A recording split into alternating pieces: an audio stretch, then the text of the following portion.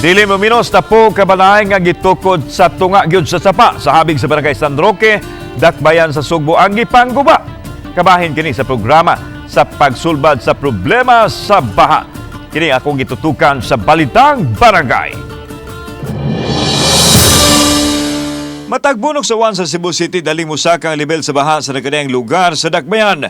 Usa sinungdan nini ang mga istruktura dili lang kilid sa sapa kundi anaagyod mismo sa tunga-tungag bahin sa sapa. Sama na lang sa sitwasyon sa Barangay San Roque. Kini akong yagyan karon na anani siya tunga gyud sa sapa. So kini mga Pinoy-anan natukod tunga sa sapa, kini ang usas mga hinungdan nganong magdipon og ang mga basura og musangpot sa baha kay wa naman sila kagian tungod kay naalihan sa mga haligi nining mga Pinoy-anan. Ang haligi nining mga balaya ang nakaali sa masagbot o gapnod nga mopadung unta ngadto sa dagat. Tungod sa sitwasyon, mipatuman ang Cebu City LGU o clearing operation sa mga istruktura nga naagyod sa tunga sa sapa. Simbako o mukusog ang ulan, mukusog ang flow sa tubig, may tendency siya nga mahugdo. Unya kay dako man ang imbornal sa likod ala ila ang balay, masin uba papasok pa sa dito.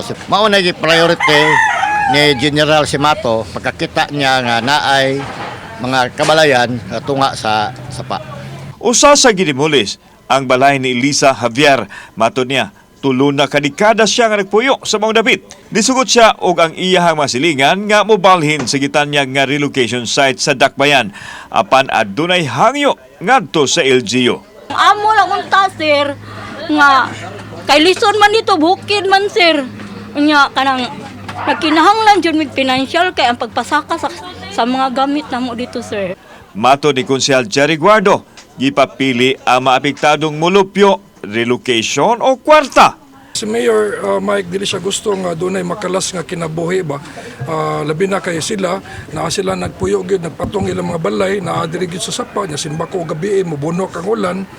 Ang mga mipili og relocation ibalhin ngadto sa bag-o nilang kapuy-an sa Barangay Kiyot.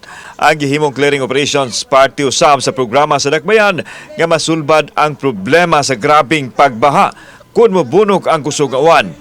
Panawagan sa Dakbayan sa publiko moabag sa mga programa ilabi na sa kabarangayan aron mapangitaan og solusyon ang dugay na nga problema.